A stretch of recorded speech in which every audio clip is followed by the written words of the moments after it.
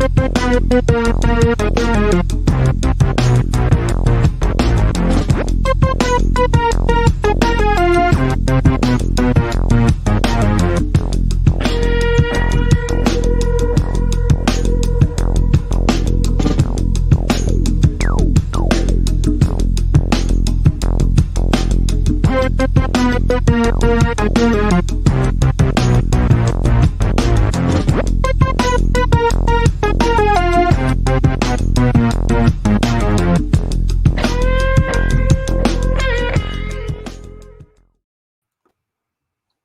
everybody, welcome back.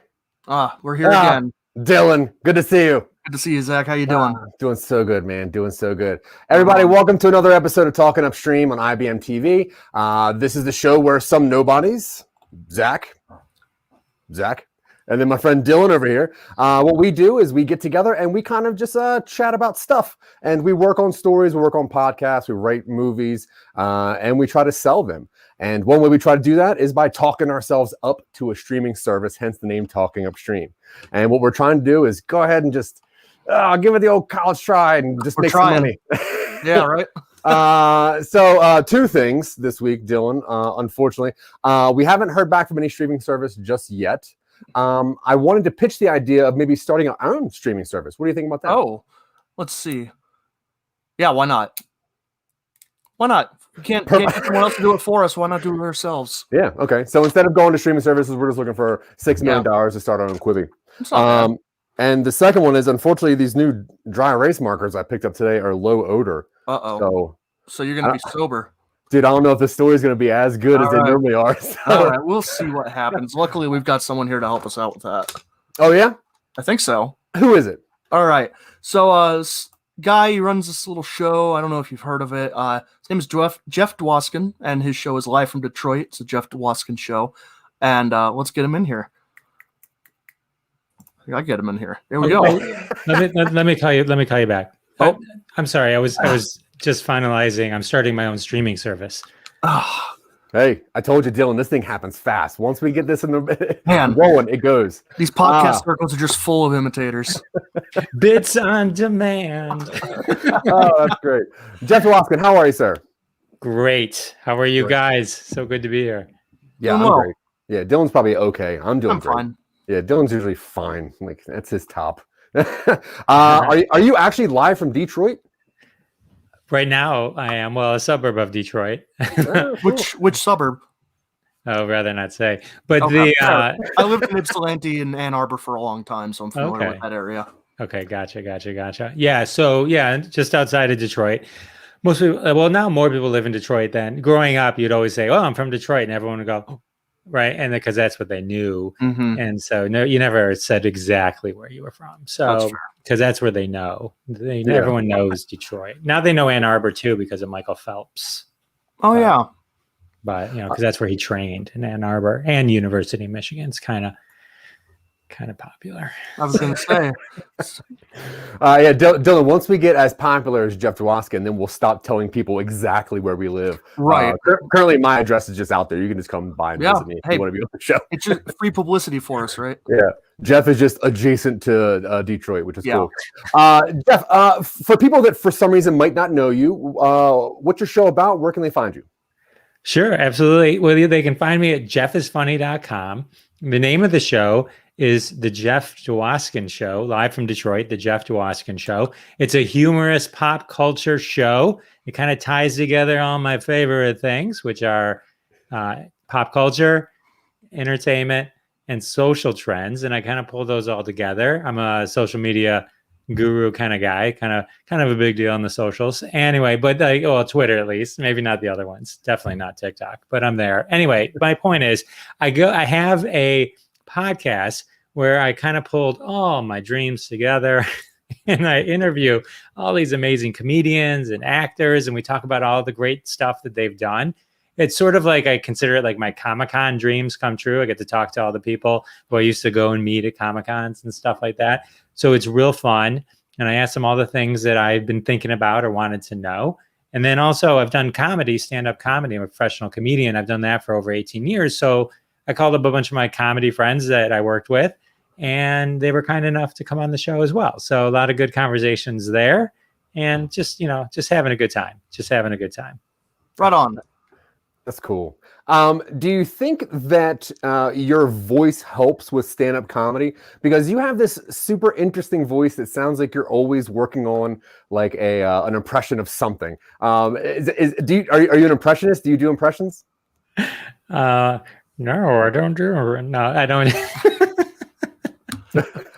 Well, thank you for proving that. That was just me trying to do another voice. I can do like 1 second of Christopher Walken sometimes, but I don't think I can do it right now. Yeah, that's okay. That's okay. Yeah, I can pull off maybe a second or two of Walken as well. Yeah. Two mice. And that's it. If that was even questionable, 2 mice. No, I like that one. Borat. Oh, go ahead, Dylan. No, I was just saying, your show, you tend to have a very good, just kind of conversational flow. Have you done radio at all, or is that just kind of drawn from your experience being on stage doing stand-up? I think it's definitely, I have not been on radio, so it must be from the experience of being on stage and just having, just kind of getting used to being on stage and being in the moment and reacting to whatever happens at the time. It's funny because, like I always say, when you listen to my show, you can listen to the beginning and the end, and that you can chart my comfort level and how much I'm getting necessarily better at doing it. But you can't do the same thing from the interviews, because the interviews aren't released in the order that I recorded them. So sometimes like an interview might be from months ago where, something maybe I was just kind of learning what to do and stuff like that. You're just randomly wearing a Christmas outfit one episode soon. Right. It's released in March. Well, it's funny because I find people say, "Oh, you're really good at interviewing," and I think I'm just really good at letting the other person talk.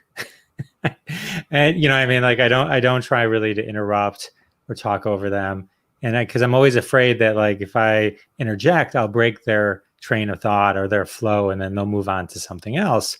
And a lot of times it's those tangents that bring out the, oh, you know what, you just reminded me of something. I never said this before in any of the shows I've been on, because you let them go a little deeper and you let them kind of free flow into that.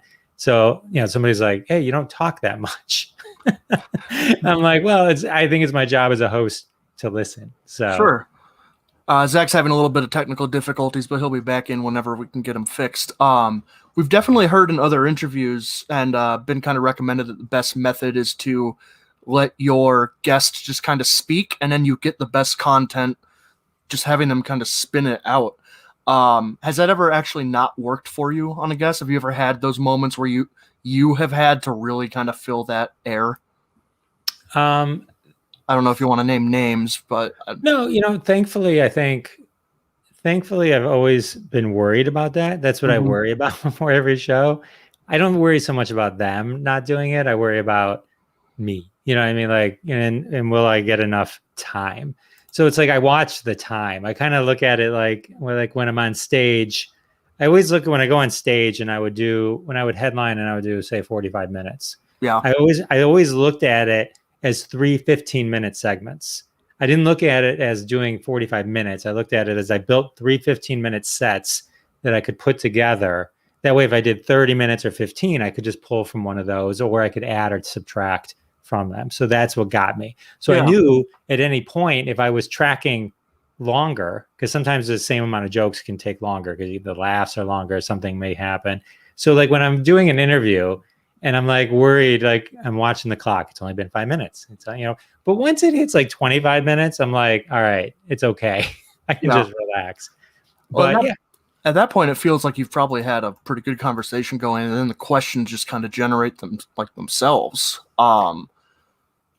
Yes. Yeah. And the more I think you talk to them, they'll be they're more comfortable with you as well. So, it's when I'm talking to somebody, I always try and kind of keep it to, if I can keep a thread going, I like to do that. Yeah. Like if somebody's talking about how they wrote and direct a series of movies, at the end for them to start talking about, something completely different, to me, it's like the thread. It's not like one consistent story. Like the many times I've cut somebody, I've kind of ended something, even though there was something else I wanted to go into, because it just felt right the way it was. And that the other thing could be its own story versus just jamming a 2-minute version of it in. That sort of like through line I think you find in interviews and pop culture in general is really important to keep people's attention, because when you have that swerve, that's a really good point for someone's attention span to just disconnect and they lose interest. Right. Well, like I was right. And I believe there's like only so much time people want to listen. Right. And so I think like anywhere between 30, 45 minutes, sometimes it can go an hour. It just depends, how interesting it's going and all that kind of stuff. But, like I was talking to Jackie, the Joke Man Martling. Right. Mm-hmm. And so we were talking and we had worked together. So we already had kind of a little bit of a rapport beforehand, and he went to Michigan State University. So he spent time in Michigan. So we were talking and we kind of went down a path where he started talking about all these arrests that he was in. So we started going down this path, and the episode actually ends with him getting on the Howard Stern show. Right. And so instead of him kind of rushing through the Howard Stern time, because now we're already at like 45 minutes, 35 minutes or so, because we had agreed it would be about 35 minutes. And then he came back, and then we did one where we kind of just picked up, and then it was kind of all Howard Stern that's going to come out in the next couple of weeks. So it's, so in that sense, you get much richer versions of the individual stories versus kind of just jamming in some stuff. Welcome back, Zach. Welcome back. Hey, we're just talking about maintaining kind of a through line to make sure that people's attention spans don't drift too far as it goes sometimes. Well, I'm glad I was here just right in the middle of that through line. Yeah. But speaking back to what you were saying earlier, Jeff, about giving the interviewee like room to speak, that was one of the lessons that we learned early from Scott Curtis was you got to let them just kind of talk, and you got to let them talk. Have you ever got to a point where you're letting somebody speak and that time kind of gets to like, this is kind of awkward. How do you time that correctly where like they're definitely done with this or there might be something else? Well, I always kind of frame it in the sense of, am I satisfied with it? Meaning like, was I entertained? When I had this philosophy with photos, right? You watch people take photos all the time, right? And like, they just take a million photos, especially when it became digital. And you could, everyone's like, wasn't it always digital? No, there was a time when it wasn't. And there was a time where you had to decide, what 16 pictures am I going to take? Because I only have 16 pictures on this roll of film. But anyway, my point is, even with that, or even within the digital world, because it became something that you would collect, and then you would inevitably go, hey, friend, hey, Zack and Dylan, you want to see all the pictures from my trip to Florida? And you're looking and you're like going, what is this? What is this? Right. And it's like, I always think to myself, when I go to take a picture, I think to myself, am I going to ever want to see this again? You know what I mean? And so when I'm interviewing someone, I'm like, would I want to hear this? Would somebody find this interesting who has the same level of interest that I do in this type of stuff? And so that's sort of how I think about it. Cause you can get tons of information out. And a lot of times people will talk. And I think one of the funny things about, and I think this is just becoming a better podcaster, and we do it in comedy too.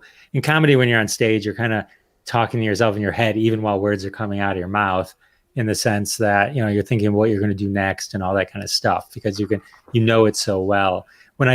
After a while doing podcast interviews, I realized you have to kind of be self-editing in your head. Like if somebody coughs, or like if the dog barked right now, I would repeat myself so that I could do. I knew that I would have an edit where I could take out the dog bark so nobody would hear it. Right.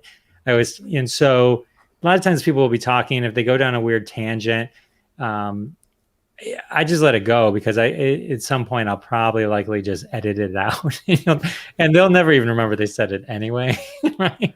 So it's like, we go from there, so, because you got to keep it interesting, and you got to keep it, keep it on pace. No. What was like, have you had like a conversation that you had to edit that you really thought about? I mean, you don't have to tell us like what it was about, but like, do you remember like a conversation you're like, I probably should cut this, it's just too long or something? Or do you keep kind of all gold in there no matter what?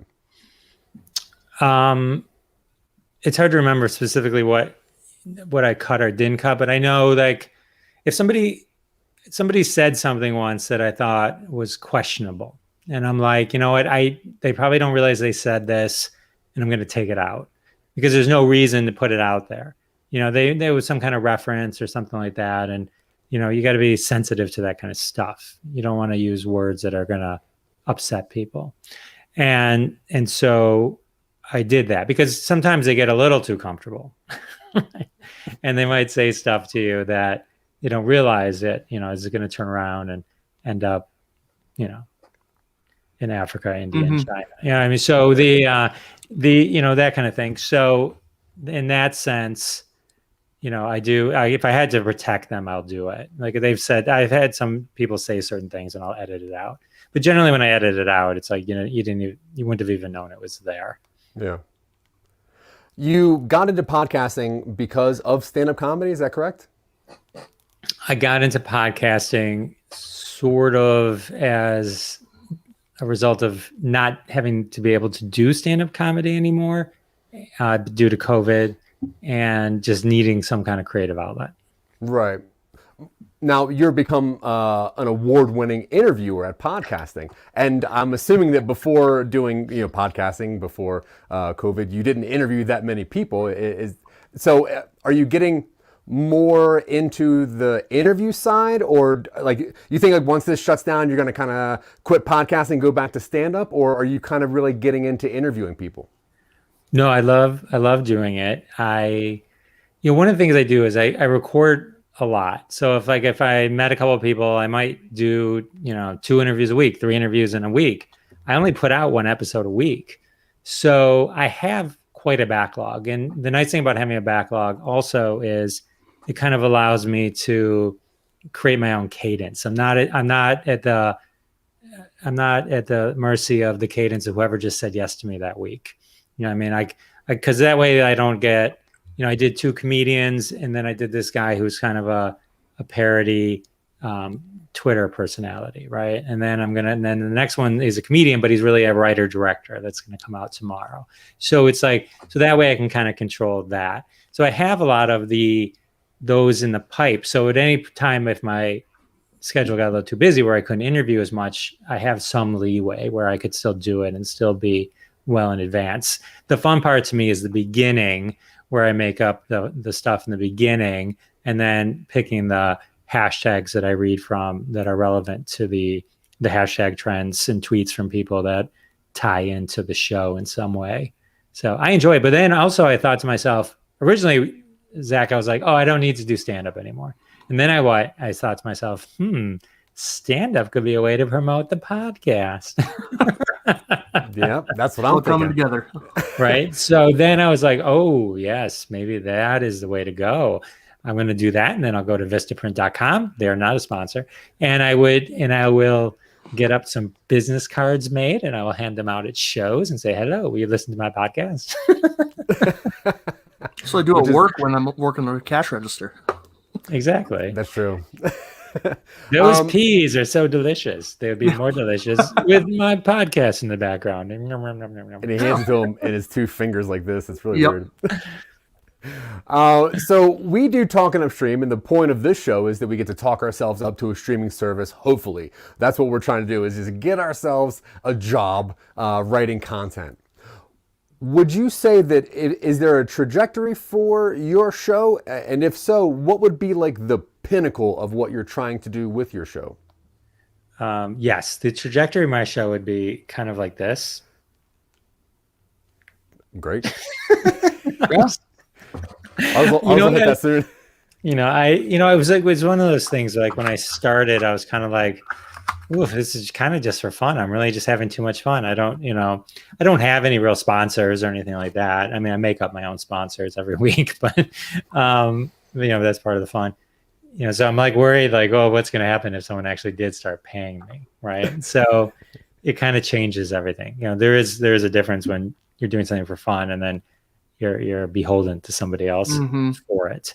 So, however, I would love to kind of be a humorous keynote speaker or an MC at events and stuff like that. That would be something that I think would be super cool and fun, and kind of leverage the comedy side of it. And then also, because that way I look at like all my podcasts as sort of just a resume, and here's me, right? And I could do that, at your corporate show, and you could pay me money to do that. I don't need to make money on per se the podcast per se, but that kind of thing. So, and now you got me thinking about starting a streaming service. So. There you go.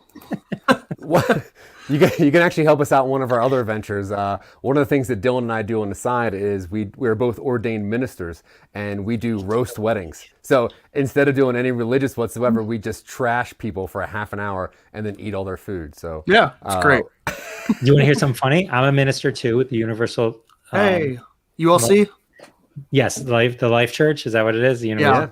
And so I officiated the wedding of someone who used to work for me. Do we have time? You want to hear a quick story? Yeah. Go. Okay, so I called my rabbi to help me put together the service, because even though it wasn't a Jewish ceremony, the beats are the same. The beats are basically the same. And so he was helping me put that together, and then I used whatever they gave us. The wedding was on New Year's Eve. Okay, that's important to the story. So I'm like, whatever. Hey, I write up the whole service. I got a great service, great poems. Tears will be shed. And so what happened was, I think New Year's Eve was a Sunday, let's say, and then they went to get the license on Friday. Well, the city was closed on Friday in observation of the holiday because it was on Sunday.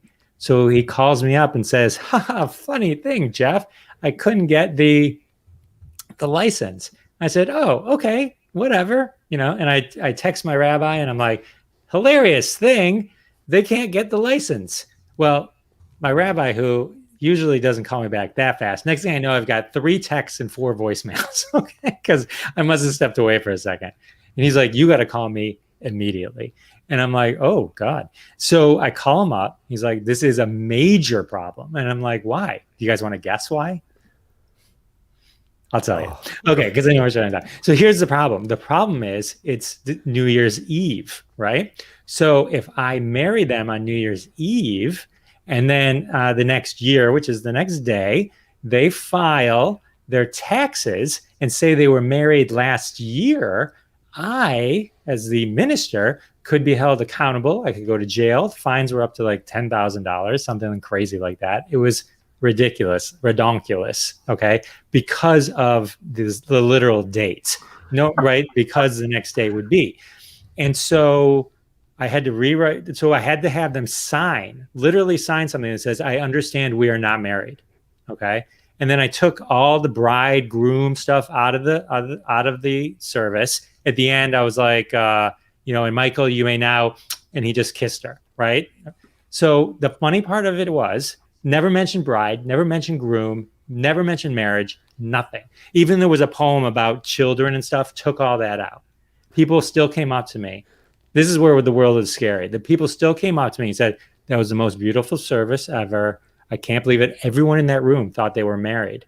Okay. None of them didn't hear me not say those words. They all heard those words, right? Because the beats were all the same. Everything was kind of in place. It felt that way. So that was what he was protecting me from too, because had they filed for the return, there was 100 people in that room that would have sworn that those people got married and that I officiated a legitimate service. Okay. So flash forward a few weeks, mid-January, we're at a BlackRock. Don't ask me why. I think it was their first date. They have the literal certificate. I sign it.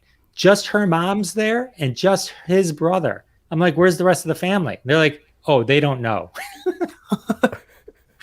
They don't know that we weren't married on New Year's Eve. We never told my dad, who paid for the wedding.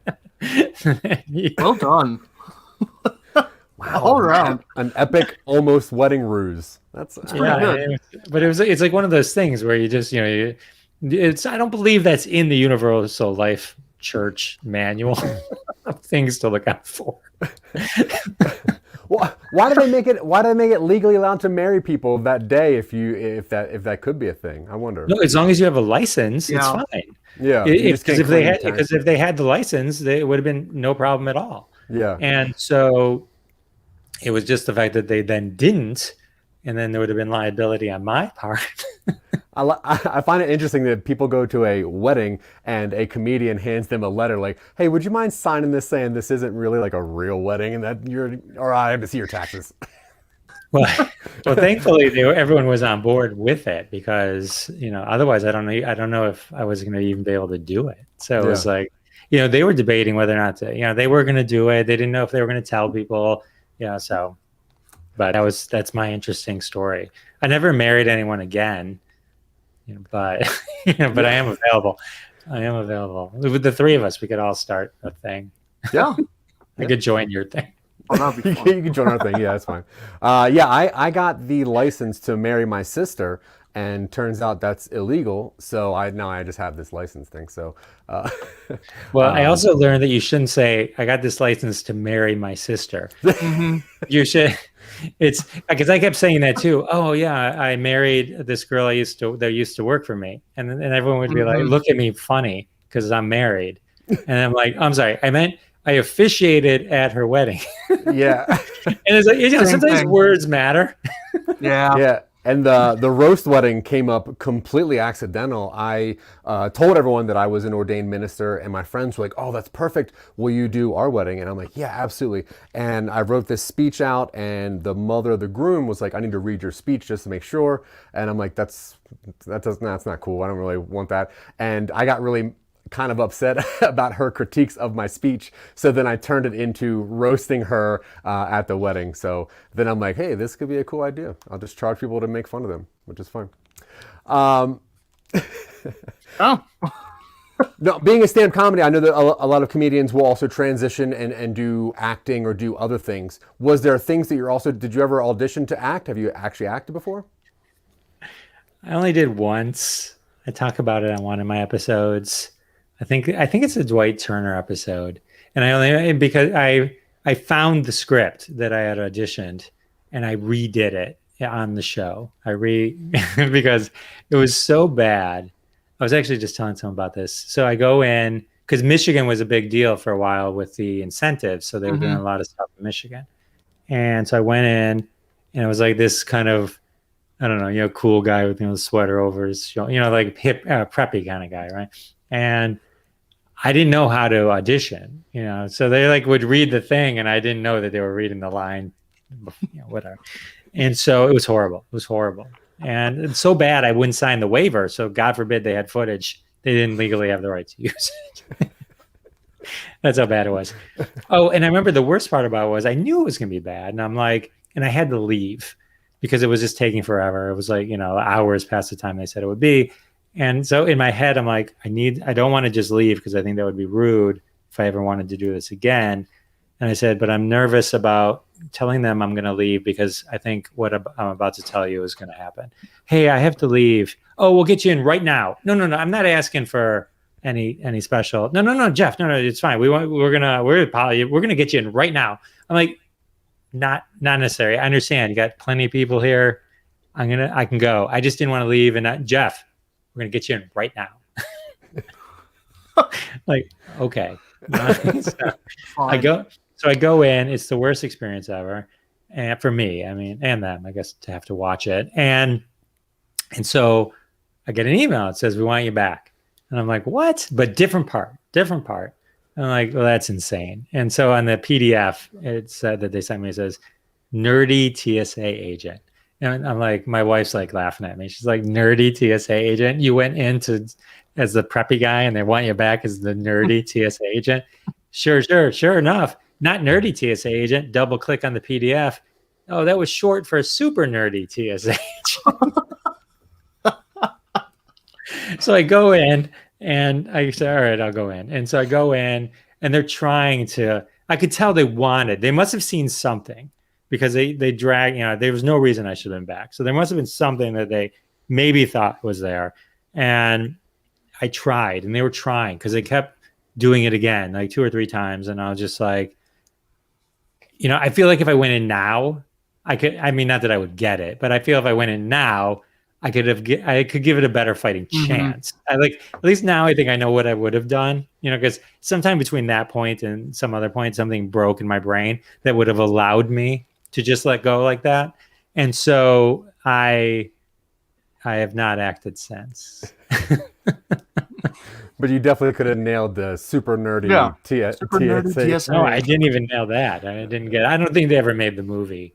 Yeah. But is that something you'd be interested in trying again? Like, are you interested in acting? I'd be interested in trying it. As long as they're like, we got someone just sitting there waiting for when you pass out and they'll step in. And, but I would try it. I mean, I don't know if anyone wants, me, but like if they did, yeah, I would do it. If I could be one of those people. I always thought it'd be fun to like write though. You know what I mean? Like scripts or punch up scripts, stuff like that. And, that to me would be fun. Like I do. As much as I love doing comedy, I do have a sense of joy when I can tell somebody to say something and they get a reaction from it. I do get an interesting sense of joy from that. So, but yeah, I mean, nothing's really. Oh wait, there's a knock on my door. No, there's not. That did not happen. So, but maybe after this, I'm putting it into the universe, and here we are. I mean, have you pursued creative projects like that at all, even on your own time, or is it completely kind of unexplored territory for you? I wouldn't even know, Dylan, how to begin to do anything. So yeah, it remains unexplored. I just assume. Don't people just call you? This is why I go out all the time. I always thought you just get discovered. Do you think anyone really wants these ears in a movie? Like they already remade Dumbo, so I mean, I don't know that we need. I don't know. Hey, we got. Only you've been here a few years ago. Tim Burton was looking for you. They're We had to go animated. Hey, we will definitely write a part for you. Yeah. Yeah, if you want to be in a movie, no problem. All right, I'm in. If is there like a like number one guest you would love to have on your show just for conversation's sake? Yes, I would love Steven Spielberg, or I would love Steve Martin. Good Steve combo. Martin's great, yeah. Now, would you talk to Steve Martin about music or about comedy? Because you can not do both. Not music. Oh, okay. Oh, okay. Cool. Your first reaction with Steve Martin would be music? Do you know it? I've met Steve Martin in that context, so yeah. Okay, no, I mean, Steve Martin was, one of the first comedy albums I listened to. The first, I had him on vinyl. I actually have a picture of him. I have a Rolling Stone cover framed that he's on my wall. And so, I think he would be the one person I'd be interested in, because he's done music. He's done some great things in music, but he's also he's so funny, and he's an author. He's a funny author. He's been in the movies. He's been stand-up comedian, so those aspects I think would be the most interesting to me. Yeah, I read his book, Born Standing Up, and it let me know that I was not ready to be a stand-up comedian, because he is way too funny, and I'm not close to that. Okay, so Dylan, you ready to get on with this? I am. You want to do what we do? Yeah, let's do this. Yeah, that's fine. Okay, Mr. Dwoskin. So what we do at our show is we're going to ask you one more question, which is we're going to pitch 2 ideas to you. You just got to pick one that you think or you would like to see us work on, or you want to make fun of us while we do it. Either one. It's up to you. But before we get into all that, do you want to throw, once again, where people can find your show, that kind of stuff, where sell something? Sure. JeffIsFunny.com. That's my website. I think it's right there. And then I'm not good at that, at the pointing. But JeffIsFunny.com is my website. And from there, you can find links to Crossing the Streams, which is a live show I do every Wednesday at 9:30 p.m. Eastern. Or you can go to my YouTube channel, The Jeff Dwoskin Show on YouTube. But everything you get to from JeffIsFunny.com, you can listen to all the shows. There's a button that says subscribe. It can click and take you to any of your favorite podcast apps. And so you can do that. Please subscribe. That's the greatest gift you can give me. I would appreciate it so much. And that will help launch me to fame and fortune. So thank you. But yeah, check it out. I'd love for you. And then talk to me on Twitter or anything like that. I love hearing from people. Right on. 44,000 Twitter followers. I lost a couple hundred. So I'm just below 44,000 now. And it's like bothering the living hell out of me. Well, if you're listening, follow him on Twitter. Okay, so Dylan. Yes. I think your idea did not win last time. It did not. Is that correct? Okay. Correct. So go ahead and repitch that. Yeah. So my idea I had last week, I'm not going to give a title because the only title we had was trash and a placeholder. But it's a science fiction story where we kind of do like a Lord of War style thing where it follows the owners of a specific like laser gun that has been rigged to explode by some revolutionary agent of some sort. And there's the placeholder title right there, which will change. But it's a combination of maybe like The Moon is a Harsh Mistress and Gary Paulson's The Rifle novel.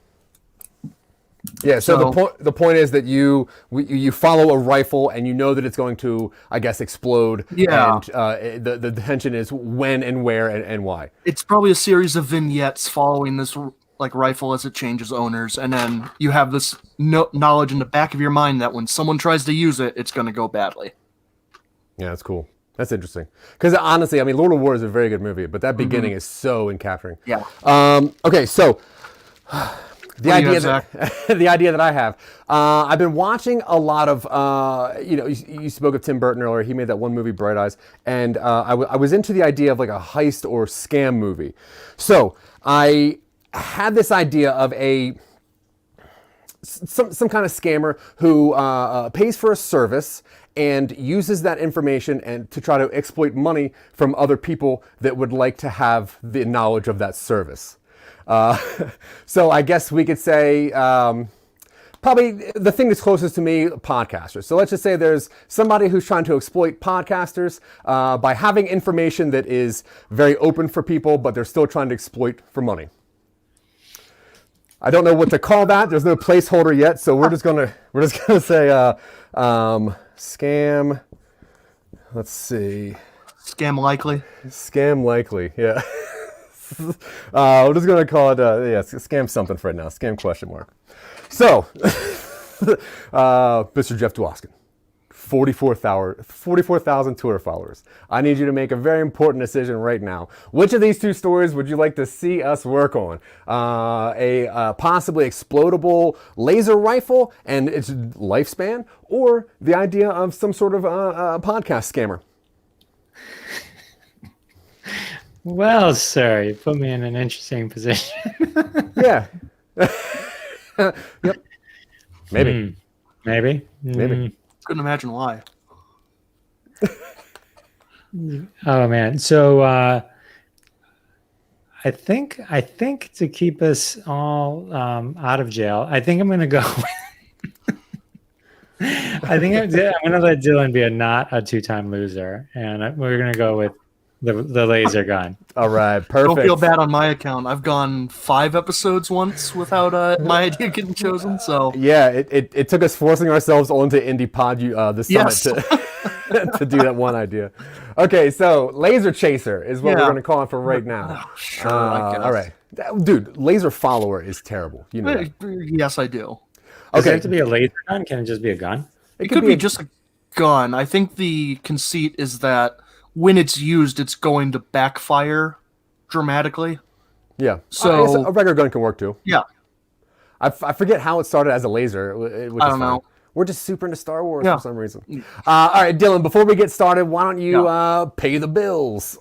Yeah, sure. What a way to phrase that. That's what like radio people say. Yeah, I guess. So, hey, I want to give a shout out real quick to all of our supporters and our patrons. Scott Curtis of Behind the Bits podcast, who was on the show. Sarah Tkachuk, Tanya Sheck, and Listener app. You can find them at the Greatest Podcast app on Instagram, I believe. Did I miss anyone, Zach? That's everybody, isn't it? That's everybody. Of course, IBM TV for allowing us this platform where we can go on every week and spend an hour and a half just spinning our wheels, such as it is. That's true. And if you happen to be on Laser, Laser, I just saw that I pointed to that word. That's funny. If you happen to be on Listener app, a couple of shows do check out, like Dylan said, Behind the Bits. Also check out Scene Snobs. Those guys are super funny and pretty clever. They got a lot of cool shows going on up there. And Live from Detroit, Mr. Jeff Dwoskin. Check out all that stuff on Listener app. And then you can actually read the words instead of hearing them, which is pretty cool. Yeah. Okay, so gun chaser, laser chaser, something like that. Okay, so you're thinking this is a standalone film, right? I guess there has to be an ending point. Yeah, a standalone sequence at least. All right, story. Cool. Yeah. So let's just start out by saying this is a standalone something, and it's going to pick up with some sort of gun being manufactured, right? Manufactured or handed out or something like that. And one of the initial things that happens is that it is sabotaged in a way that will make it either explode or, backfire magnificently against whoever's using it. Okay, so we're going to have the knowledge that there is a sabotage of some sort in a gun. Okay, Jeff, what's the motivation? That's what I was about to ask you. What are some reasons that somebody would want to load a gun? They're working at a gun manufacturer. Can you think of an idea before I go back to Dylan as to why they would want to cause this thing to catastrophic failure? They want to ruin the gun company because that gun was used to kill someone they know at one of these gun shootings. All right. So we're going to get back at a gun company. Because a product they made obviously killed somebody that is in their family members. Okay, Dylan, who do you see as the main character? Now, do you see the main character of this being the person that made this gun, or I guess the main character is the gun itself, correct? I would say that as far as characters go, yeah, it's probably the gun. Like I imagine we'd follow the gun through its owners or something, and every time we're always like, is this when it goes? Not quite. So cool. I'm seeing a few different potential characters, but maybe if it's all in the drive for revenge against the manufacturer, then I think that the first one we see, and maybe we come back to them throughout, is whoever actually carries out the sabotage or set this plan in motion. You're saying have like a 2 timeline or 2 storyline thing at the same time? Potentially, we could do that. Okay, so the person who's going to ultimately do the big thing at the end, and then the gun itself. We see that. Right. Okay, that's cool. And then let's see. How would an exploded gun hurt a manufacturer? Mr. Dwoskin, what do you think? Because it would unintentionally kill the person using it. Okay. And that person has to be a high target or something, right? I would imagine it'd be high profile when it happens. Okay. Now, could this be like a prop weapon for like a movie and that's why it's bad? Or is this an actual weapon that for some reason a soldier has? I think if it was a soldier, you'd never hear about it. That's what I'm thinking. I'm wondering how this person has this gun to make that big of an impact. And that's when I came up with maybe a movie prop. That might be kind of cool because if like Tom Cruise has this gun, or maybe you don't know that it's a movie prop. But would a movie prop gun company have made a gun that would have been used in a school shooting? I mean, yeah, good point. I'm starting to see some similarities to what happened in The Crow, if we're talking along this line, with Brandon Lee, rest in peace, but where it was a gun that fired blanks, and one of the blanks was improperly loaded, and it was ejected and shot him. Oh, I'm starting to see some similarities with that, but yeah, so if you turn that around and make this gun company like a prop gun company, and somebody turns it into a real gun, that'd be interesting. Well, then we'd need to change the motivation. Yeah. Maybe. I mean, if the company itself is still detrimental to this person who did it, they would still want to get revenge on this company, I think. What do you think, Dylan? I think we can probably still do a revenge story, but then I think it's less a story about just following the gun through owners, and instead a story about trying to plant it in the right place at the right time. Okay. Which do you think is more of an interesting story for this? I kind of like the idea of trying to plant it because that gives a really strong motivation for the main characters to follow out, and it gives us kind of like something to shoot for, as opposed to watching it kind of land where it will without a whole lot of agency from the characters. Cool. Okay, so we have a gun that now has some kind of sabotage to it. We're following this gun as it goes to the manufacturer, to the gun sales, to blah, blah, blah, blah, blah, blah. Somehow we got to figure out where this thing's going to end up, and then also who's going to have it. So what do you think about the person who's going to buy this gun or try to carry this out? Would we know that this is a bad person? I kind of like the idea that at first we don't know what the motivation is. We probably see them tinkering with it a little bit, and then they kind of put it away, and you're like, oh, that's strange. Or we do the thing where we start kind of like at the end, and then we kind of tell it backwards, and then eventually reach the point where it's like, oh, this was sabotage from the start. Cool. So who has this gun that's going to cause the most mayhem by it going off? Or we can rewind a little bit. I'm stuck on like a theater performance. Maybe it's at like a high scale performance of like a play of some sort. Okay. And they're trying to swap a prop gun for a real gun, or vice versa. But then the sabotage doesn't exactly come into that. Yeah, maybe let's get the whole prop gun thing out of the way. I just kind of threw that out there just to see if that was something or not. I understand what Jeff is saying, because then I would really backpedal the whole revenge plot. So we know that there is a gun, and we know... yeah, thank you. It's okay. We see why you're a professional now. We know that there's a gun, and we know that the gun has to go off. Yeah. Somebody who is important and good has the gun. Is that true or false? It could be true. Like I said, the original idea was not very complex. It was like someone bad eventually is going to get this gun, so we want them to not be able to use it on the good guys. Sure. Okay, cool. I like the idea that it is kind of a targeted operation. I think that's a interesting way to take this. So if the person sabotaged a gun for it to go off because of a manufacturer or whatever, and then a bad person actually got the gun to do something bad, and then it went off on them, which actually thwarted the crime, is that what you're seeing? That's kind of what I had initially envisioned on some level. Jeff, do you find that interesting at all? That a bad guy gets hurt from a bad guy? Not sure. Okay. Not sure. Okay, that's okay. Okay, so the two things that we have going on right now is we can either go down the prop gun idea or just a gun disaster. Now, the gun disaster, my problem is that it is either a good person has this gun that somehow the person who sabotaged it know they were going to have it, so they have to be working for somebody specifically. Or they don't know who ends up with the gun, they're just doing it to do it. So, I don't know why this crossed my mind, but I'm thinking back to all of those declassified CIA stuff where they were trying like exploding cigars to kill Castro. What if this was a straight up attempt by someone to remove someone specific? Okay.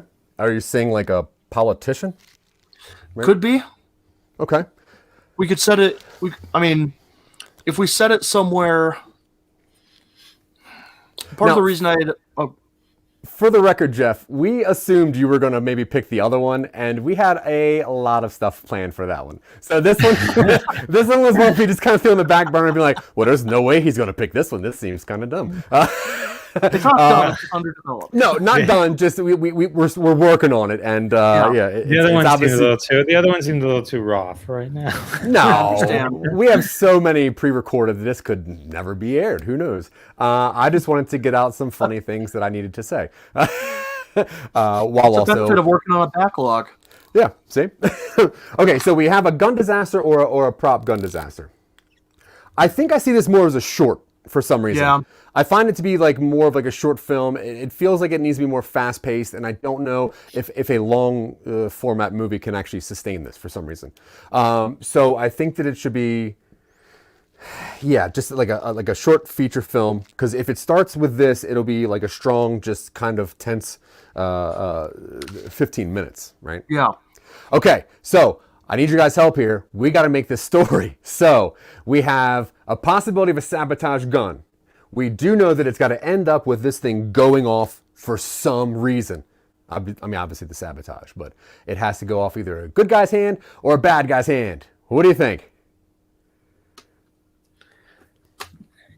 I think maybe where we're struggling is it seems like it's a plot device to stop something else. Well, it is just a plot device. We don't really know what it's going to stop yet. I'm trying to figure out where it goes off. I don't know if it goes off because of some reason or if it just goes off. I'm trying to figure out who's holding this gun when it goes off. Then we can kind of build a plot around that, I think. Okay. Do we want the person with the gun to be hurt or not? We like this guy? We don't like this guy. So guy is sabotaging guns. Is it just one gun or multiple guns? Right. So I think that the idea of this story comes from the old Hitchcock adage of like the bomb at the dinner table, where like if there's a bomb under a table and you don't know the bomb's there until the very end of the scene, it's more like horrific, like, oh my God, there was a bomb there. But if you start the scene knowing that that bomb is under the table, then that entire conversation changes and turns into more tense. So I think the storyline is that you're following this gun where nobody knows that this gun is going to explode, even the audience member. So people either change hands with this gun or this gun's doing something, but the audience member knows at some point it's going to explode. I'm just trying to figure out if it should be a good story, or interesting story, or like a downer, or... We've gone dark before, so yeah. I'm cool going dark. We shouldn't be averse to that. Yeah, I had the idea. What if there's a guy who's trying to? So this sentence popped into my head. It's a guy trying to assassinate a public figure. He goes to a guy to get a gun. The guy with the gun has a vendetta against the would-be assassin, so he makes the gun like a rigged to blow. So that way we follow the assassin. Then we know that he's gonna have that blow up in his face as like a long-term revenge plot by the guy who makes it. So so in this story, the assassin goes to a gun maker who he works with, I guess. He knows that this guy makes guns. And now this guy has a problem with the assassin and he rigs the gun? Yeah. Okay. Jeff, you cool with that to start that off and let's get this story going? Sure, yes. I'm good with that. All right, well, I don't believe him. Okay, well, what's up? Yeah, well, no, the only other idea I had in my head, which I think I'm stealing from a different movie, but is where the guy gives them the gun and it becomes like the time bomb to make them do what they want them to do, or it'll go off. But I think that would, for some reason, I think that's. Well, I mean, if you remove gun and put a bus there, then it's the movie Speed. Yeah. Wait. Okay. Yeah. So he has to be waving the gun around at 50 miles an hour. So this person has a gun and they have to do something with this gun in an amount of time, or else the gun's gonna blow up, and they know that. Yeah, but I don't know that that's any better than what I'm doing. Because then they could maybe just put the gun down. Well, but then it could explode. That's true. Yeah. Dylan, where are we going with this? One of those things. It's like a cyberpunk style kind of like hand grip, where it's like if this doesn't detect human like a heartbeat, it's going to explode. So you can't put the gun down. Cool. Okay, cool. All right, I'm into that. So it's back to being a laser then, kind of, because then it's like, I guess the gun's fine. It doesn't really matter. Well, the gun's there. Smart gun. Okay, so now this guy gets this gun in his hand, and he knows that his gun is rigged, right? And he has to do a mission, or else this gun is going to blow up. Yeah, I think so. Okay. He has a timer to do it, and if his contact with the grip is broken, so he can't put it down. Okay. So the guy's family member was murdered, and he finds somebody who was part of it. And this is the guy now that he's giving the gun, and he wants the guy with the gun to kill all the other people. Yeah. Yeah, cool. Okay, cool. All right, I'm into that. So What do you see as the ending of this then? We don't like the assassin, obviously, because he's a bad guy, so it's going to blow off his hand or something. What do we see the ending of this looking like? Because if he's... Who's he after? Does that matter? If I'm right, Jeff, what I'm picking up is a guy's family or something was killed by a group of people. So he hunts down one of them, gives them a gun, forces them into hunting down the rest of them, or he's going to use his gun to blow them up. So I'm assuming that we're going to do some sort of like, it's hunting down his old accomplices after the fact. Yeah. Maybe a few years later, so he has to like go and actually find them, and they're all scattered in a certain region. So then it turns into a forced V for Vendetta with a clock. It's not bad. Yeah, okay. Yeah, Cool. no, that's fun. Okay, so we know that this assassin goes to the same gun guy to get a gun. He goes there, and for some reason, the gun guy who makes guns now knows this assassin has murdered his entire family. So he rigs this gun. Once the new assassin picks up this gun, biometrics kick in, and it's like, hey, you can't put this gun down or else it's going to explode. And the guy's like, crap. And then the other guy's like, hey, just so you know, also, you have exactly 5 days to murder this list of people. Right? Make it like 18 hours, so that way he doesn't have to worry. Yeah, he doesn't have to worry about going to sleep and putting the gun down. That's the name of the movie, 18 Hours. 18 hours. Sure. That's catchy. Laser Chases is pretty good. Okay, 18. You're really stuck on that one. You came up with that one. Laser Chaser has direct-to-video written all over it. 18 Hours has theatrical release written all over it. Directed by Sean Penn. That's I don't fair. know why. I mean, honestly, I'll take a direct-to-video movie right now. We should pick any two numbers. No, we should pick like 17 hours because the 7 can be a gun in the logo. Yeah. Ooh. Yeah. Okay, that's cool. Yeah. Okay. We altered the entire, and we just cut out an hour so we could have a better poster. Yeah. All right. So, what if this main 17 character's... It What could if be he's like 18 hours in the zeros, the middle of the 8. the crosshairs? or a Or bullet the Yes. hole. 2 barrels? There you go. Boom. Oh, there you go. Barrels. Yeah. Okay. So we'll 17 or 18 hours, depending. I like on- 17. Let's stick with that. 17 hours. Okay, so once he gets this gun in his hand, he has 17 hours to destroy how many people, Dylan? 17 hours to destroy how many people? 6? 6 people. A little under 3 hours per person. Okay, who are these people to the gun maker? So I'm envisioning this main character as like an old, close to retiring mob enforcer who's like Cool. doing his job, but not very like enthusiastically. And he's like, yeah, I hurt people. It's what I do professionally. And then this guy comes along and forces him to like make amends for it by hunting down everybody else. Cool. Who is he making these punt down? Who are these 6 people to the gun maker? Well, if we envision that he was a member of like any sort of what's coming to mind right now is what was the group name in Kill Bill? The Deadly Viper Assassination Squad, something like that. Yeah. He was like a member of like a thematic gang of tough people, and he's hunting down his former like partners. Okay, so an old ex-gang who murdered the gun maker's family with the help of this old mobster guy, right? And then for some reason, this old mobster guy goes back to the gun maker and he goes, I need one last gun. And the gun maker's like, God damn it, you and your people killed all my people. I've been trying to retire, but they keep pulling me back in. Yeah. He's like, I got the perfect thing for you. And he opens up this briefcase that shines straight silver for some reason. And he hands him this gun. And like this thing just whips out and like things go down into his vein. And it's like, boom, 17 hours. And the guy's like, Right. 17 hours for what? He's like, it's going to blow off. He's like, Yeah. dag. All right, that's cool. And then he just hands him like a USB drive. And he's like, this is all the information you need. Now get the fuck out of my store. Okay, but there's a scene where he's like, you got 22 hours. And he goes, oh, when he's like, what is it? Never mind. You got 17 hours. yeah, that scene's right here. This is the 22 to 17 hour scene. Well, which one is it? I need to know. It's a comedic relief scene. Yeah, and the guy's like drawing 22. He's like, this doesn't look like 2 guns. Let's just stick with 17. That's cool. I don't have a second gun. Okay, so now right here is where he picks up the gun and all that stuff goes in, and that's when the clock starts. And that's what this symbol is. This is the clock starting.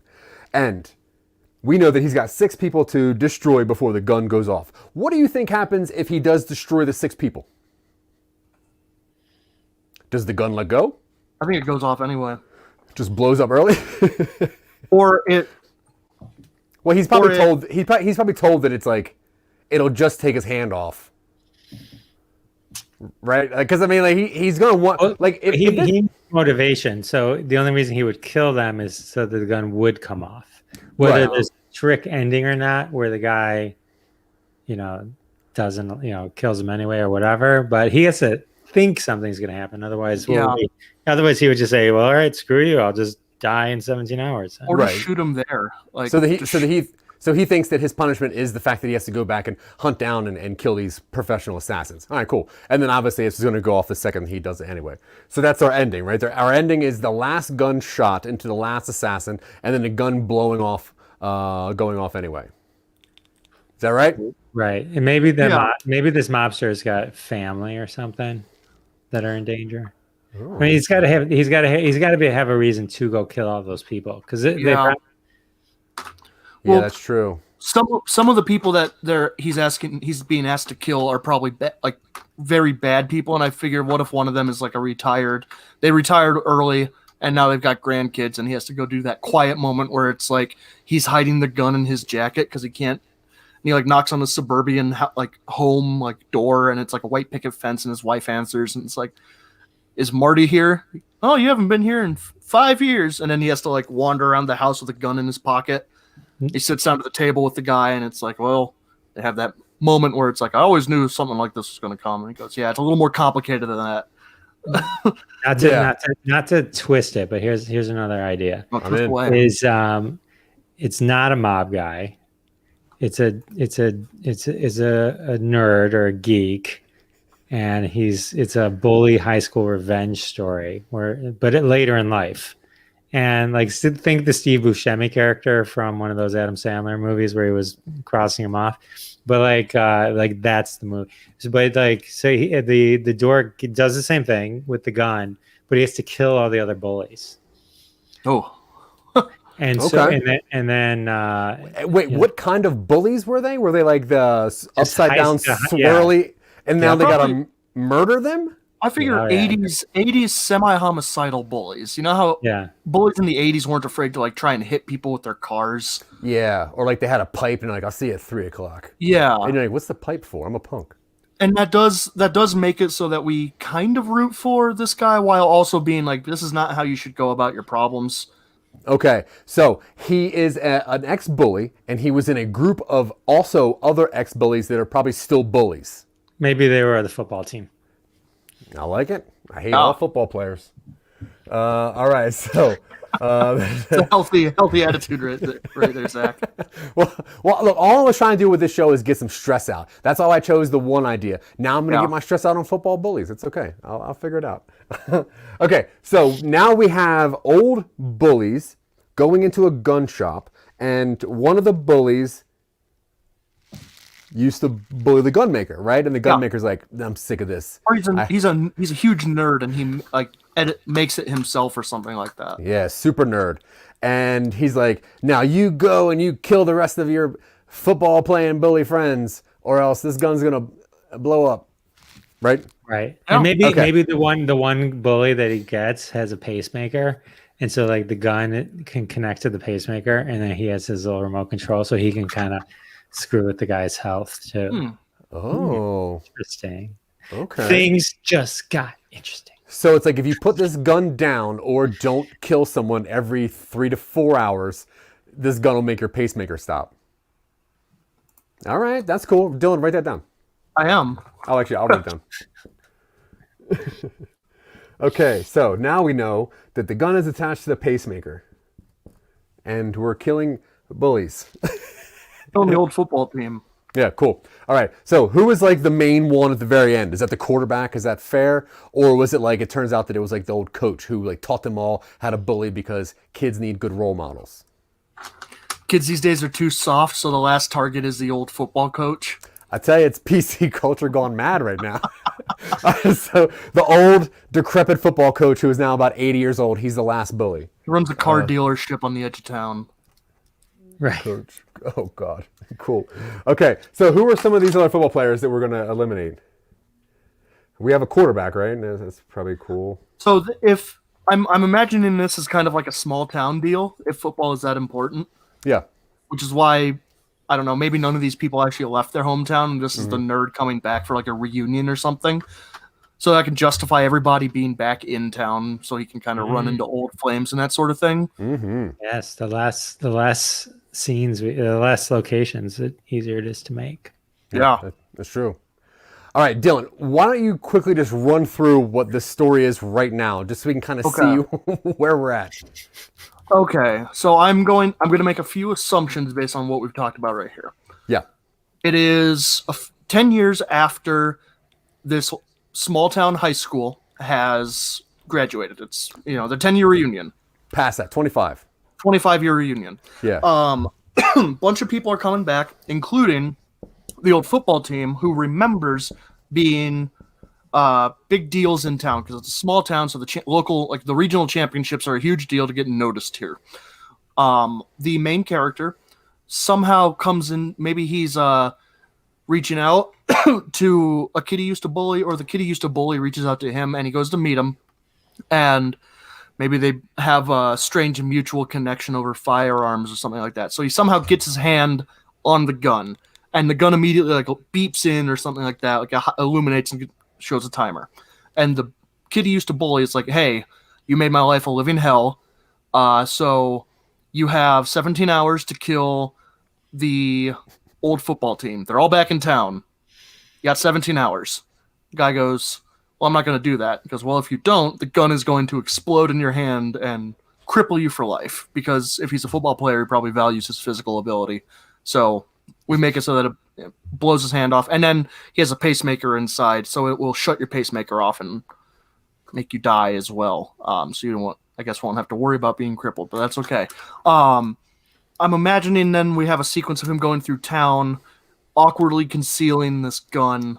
He probably does. Does he successfully carry out any of these murders? Oh, yeah. Or are we trying to... Okay. I didn't know how sympathetic we were trying to make this character or not, because... None at all. None at all. Okay, so he's No, totally he's a bully. cool. He's totally cool going through and killing all of his old classmates. He's got to. And then I imagine there's one scene where he goes to the house where he lives, and his wife answers or his kid answers, and he has to conceal the gun on his person. And then you have that tense conversation where he's got it under the table or something like that. Maybe the dog starts licking his hand, so he successfully carries out a few of these. And I'm imagining the last scene is like at the reunion. Like it timed out just perfectly where if he doesn't get them all early, his last chance is when everybody is gathered at the reunion. Yeah, that's cool. I also had this idea that maybe one of the 6 previous bullies found out about the plan and actually went to the house to kind of stop it. Yeah. He's like, can you please come home? Johnson's here. And it's like, Johnson. And he looks at his list and he's like, God damn it, Johnson's on my list. And you got it. Then is that the family thing? Yeah. All right, cool. And then it ends with the old coach who needs to be taught a lesson anyway. And we are rooting for this main guy, I guess, a little bit.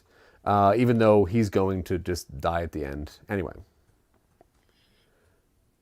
Yeah, I think so. A lot of flashback scenes. So I would imagine you got a question. I would say it's the 20th reunion. I think the 20th is your more popular reunion. Before 20 over 25? Yeah. All right, cool. 20th reunion. I like that. You have a 20th and a 25th? That feels really close. Yeah, I think it's usually 20th, and then 30th is like at the bottom. 20th is like really? a big deal usually. Yeah. 25th is not like a thing? No. I don't think so. That's like a quarter of a century. It seems like a bigger thing than it 20. might be like a mini one or some people. Oh, it's a tiny one. All right, cool. So 20th. That's cool. All right. So this is like a little bit Grosse Pointe Blank, a little bit forced V for Vendetta. Yeah, I'm okay with that. Jeff, were you bullied in school? Is that where this came from? Not to this extent. No, I just was trying to take it to. I was trying to, we got to write what you know, right? I'm guessing we might know more about that than the mafia. I mean, I'm sure. Dylan's from the deep parts of Michigan, and I'm from Maryland. So there's no mafia. Yeah, you're right. No. You're right about that. Northwest Ohio doesn't have much of a mob presence. Yeah, that's true. All right, Dylan, what do we got to fill in here? We got a little bit of time left. Yeah, we got to get the targets, and we got to have clever ways for this to be dealt with while he doesn't take his hand off the gun. All right. I think the first one is probably either really simple for him, like he just like finds him in maybe he's eating like, I don't know how he gets a hold of him, but I'm imagining he literally leaves the gun place and gets a text message from the first guy, and it's like, "Bro, I'm back in town. Let's rage." And he's like, "Easy." Then they meet at an Applebee's. They rage at an Applebee's. They meet at an Applebee's because obviously everyone likes boneless wings for some reason. Well, I mean, if it's a small town, they probably have an Applebee's nearby. Yeah, of course. So they meet at an Applebee's for some cheap margaritas and boneless wings, and that's where the first one just gets dispatched quickly, and he dips. And which one is that? Which football player is this? Like by position? Well, I would assume like position would dictate like who they became in life, right? Like quarterback is some kind of fake politician guy. Wide receiver, they probably run some kind of hardware store for some reason. What are other football? Don't know what football positions do. Beyond like the quarterback is the guy that you cast as the male lead. Yeah, I know that much. Yeah. Well, yeah. Jeff, do you know football terms? Are you sporty? Look at Jeff. He's sporty. He's got a baseball hat on. Hike. Okay. All right. So it doesn't matter what their position is. I guess so they all were successful because of football in high school, and they all did like a little bit more. So they're kind of bigger known people, and that's why everyone kind of knows that they're being missing or something. So like, hey, have you heard that Jeff's back? And it's like, dude, I heard Jeff got murdered. I'm not you, Jeff. Jeff, like, just because that's like a boring football player name. That's all. Chad. Chad, perfect. All right, so Chad is first. Chad Brochill. Chad Brochill. he changed his name. All right, and then who also are some of these targets? Who are we trying to get rid of? So what I have down right here, I've just been jotting some ideas. First target is his rage buddy from when he was younger and partied. He gets shot outside an Applebee's. Second one, just never really kept touch, but he owns a local hardware store, and he, somehow tricks him into going into the back alley or something and gets him there. The third one is at the house. I think that's where the house scene is, and the fourth guy is there already because they were like maybe they were bro. Heterosexual life partners, like, it was like two bros living together, so they're back in town connecting, and he goes to the house while they're both there, and then that could be a little bit of like a knockdown drag out fight because he shoots one of them, doesn't kill him, other guy charges him, we have a fight between them, and he eventually does do it. But that's when the veil kind of drops. Like that's when he's like, I got nothing for it now, I gotta finish this or else, no matter what happens. I figured the fifth one would be like a reformed, like nice person, and maybe like does some charity work or something like that. So that way he's like, he gets off the adrenaline high of killing these two guys who are bad, and then he immediately has to go find a dude who is doing good work in like a community or something like that, and he does it anyway. Yeah. And then the last guy is probably the coach at the high school reunion. Maybe they won a championship 20 years ago, and it coincides with the high school reunion where it's like, not a lifetime achievement, but whatever small towns do, they're naming the workout center after the coach or something. Yeah, that's cool. And then like as soon as he dispatches the last coach, he calls his kid, right? And he's like, hey, it looks like I'm actually going to come home a little bit early. And he's like wondering why the gun's still stuck in his hand. And then he gets a text message from a guy, and it's his own name. And he's like, what? No. I got to kill myself. Ah! Or something. Should have seen this coming. Okay. And the gun starts beeping, and he's looking at it, and do we leave it ambiguous as to whether he does it himself or leaves the timer to run out? Yeah, of course. We don't gunshot fade to black. We're not going to do that. Yeah, don't stop believing in the background. Well, that's not been done before, so I'll take that. What's another? So this is kind of like Glee, but for a show choir kid hunting down football players. Here's another idea. Sure. Okay. No, go for it. Let me flip the whiteboard. The other idea is that the football team decides that they rob a bank in high school and they hide it in the trophy, and they decide the 20th anniversary, this is when they're going to split it up. But then one guy decides he's going to take it all. So he starts hunting them all down and killing them. I know it removes the gun on the hand story. I love it. But I'm writing it down anyway.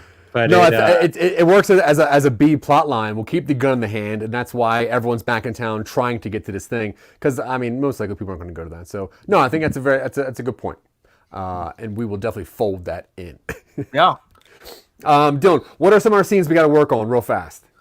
We got to get down kind of specifics as to how these people are dispatched and what happens, if anything, between these. Because if we're doing a short, I don't know that we need a whole lot more than like just one after the other. Yeah, I think we just got to work on the gun maker. So we know that he is. Was he still bullied by the high school team in this bank robbing story? Right, he still is. I figured, yeah, why not? This is completely ancillary to their plans on coming back in 20 years. All right, cool. He knows. He's like, he doesn't know they did a bank thing, but he just goes, there was no chance you guys were going to miss your 20th. You guys were so into it in high school. You'd come back and shove it in everybody's face. And then he's like, well, we are all back in town, but I guess that's not why. Obviously, he doesn't let that slip. But yeah, maybe at some point he does learn about it, and it throws an additional wrench into the plan. Like he shortens the timer or something. That's cool. Jeff, or, who do you see as an actor for the main nerd gunmaker guy? Oh, that's a good question. The guy from Big Bang Theory. Not Sheldon. Oh, okay, good. Not Sheldon. And not Howard. The one from Roseanne. Oh, David. Johnny Galecki. Yeah, David. Okay. David from Roseanne. Yeah. Okay, Dylan, who'd you have? I was thinking Paul Dano. Oh, that's not bad either. That's actually Kind of skeezy. yeah. Which one's Paul Dano? Have you seen Swiss Army Man? No, TJ Miller could be good too. Yeah, I'm not sure if he's back. Wouldn't be bad. I'm not sure if he's back yet. I think he's still sitting in Canceled City. He was the kid in There Will Be Blood. He's going to be the Riddler in the new upcoming Batman movie. Yeah, Okay. he was in Little Miss Sunshine. Got it. Oh, No, yeah. I mean TJ Miller from Silicon Valley. Yeah. No, I know who you're talking about. Okay. Yeah, the bomb threat guy. He's funny. Method acting. All right, I like Paul Dano. I don't know if he's old enough, but it'll work. Okay, so what kind of actors do you see being some of these action star football players? Well, how old are they? 20-year reunion, so they're 37, somewhere between 38. 37 and 40. Paul Dano's 36. Perfect, dude. Perfect. Yeah. I don't know too You many. got like a Zac Efron, right? That seems like one of these cats. Yeah, that works. Matter of fact, the whole cast of High School Musical, we just make Yeah, it. why not? Yeah, I just don't know who they are. No way Seth Rogen is 38 years old. Oh, dude, that's perfect. Oh, Seth. Yeah, Rogen. he's 38 years old. All right, perfect. All right, which means we could throw the Apatow crew in there. So this Yeah. is sort of, Franco can be on that. yeah, Franco. Yeah. Yeah, he's a good quarterback. All right, cool. So this turned into a Judd Apatow style comedy about a weird bank robbery that happened in high school. That 20 years later they were trying to come back to gain their reward. Also, they were bullies, if no one knew that. So one of the people they bullied constantly now runs a gun shop, and when he found out that they were back in town, he posed his little threat to blah, blah, blah, blah, blah, set up this gun to go with a pacemaker. And he was given 17 hours, almost 22, but definitely 17 hours to commit 6 murders. Maybe 7, we don't know yet. He gets through this pretty quickly. I'll say this whole thing probably takes like 20 minutes. This whole short, like 25 minutes seems pretty cool. It just rushes pace along. I like it. I think that's cool. I think that it needs to be, we need to tweak a couple of these little elements here. Now that there's a bank robbery in there, I like that. We just got to hone that in a little bit. I don't think we reveal the bank robbery until later on. I think every time he goes to a target's place or is near to it, we get a flashback, and eventually through the flashbacks, we get the reveal that they're all in town to like get this money out of the trophy. Yeah, because every flashback, you just see the football players say, "See you in 20 years. We'll see you in 20 years. At 23, and blah blah." All right, that's cool. All right. Did someone beat them to the trophy? In the last shot of the movie, do we learn that someone has already taken the cash out of the trophy? Yeah, it was obviously the bully though, or the bull. Wait, if you're the victim? the one, yeah, if you're the one who's bullied, Yeah, what are you called? A Just nerd. victim. Friggin' nerd. All right, Dylan, what else do you want to work on this? We got like 2 or 3 minutes left. yeah. I don't know. I think other than just kind of fleshing out the specifics of how, I think it's important to figure out how he gets each of these people either alone or in a position where he can kill them without it immediately drawing attention and wrecking the sequence. Like, however, they go to Applebee's and maybe he's ordering him a whole bunch of shots or something. And he's like, I don't drink, but I'm more than willing to bankroll yours. And so he, gets him to drunkenly go out behind the restaurant or something. Hardware store owner, if like, maybe he's trying to, like, I got a cabinet, I got my truck out back and I'm looking for a really specific kind of coupling or something like that, but I don't know how to describe it. So he tricks him into coming outside or something like that. Classic coupling ruse. Yeah, right. The classic coupling ruse.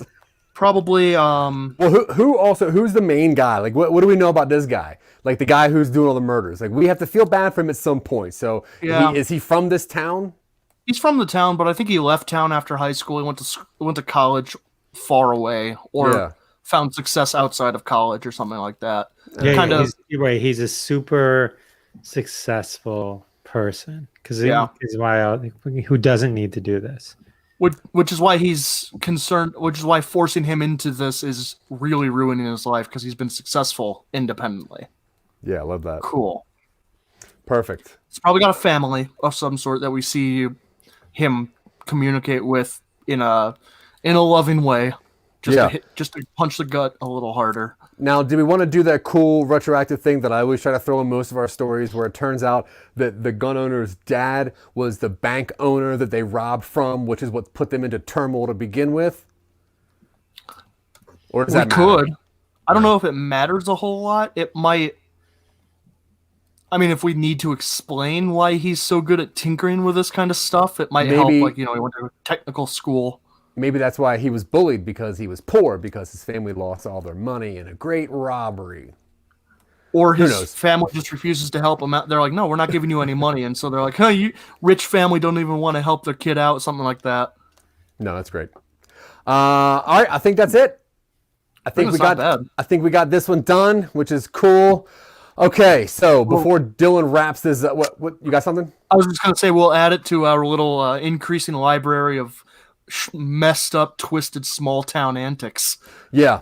One day we'll start this universe and get all these things going. But you're just watching another weird story made by some nobodies with the help of Jeff Dwoskin. I've been Zach. This has been Dylan over here on this side. Jeff, before we get out of here, do you want to tell people one last time where to find your stuff? Yeah, thanks. I had a great time, Zack and Dylan. And thank you, everyone, for hanging with us. JeffIsFunny.com. Pretty much you can get to everything from there. You can get to links to my live show on YouTube from there, Crossing the Streams, my podcast, live from Detroit, the Jeff Dwoskin Show. It's all there. JeffIsFunny.com for all your podcast needs. Right on.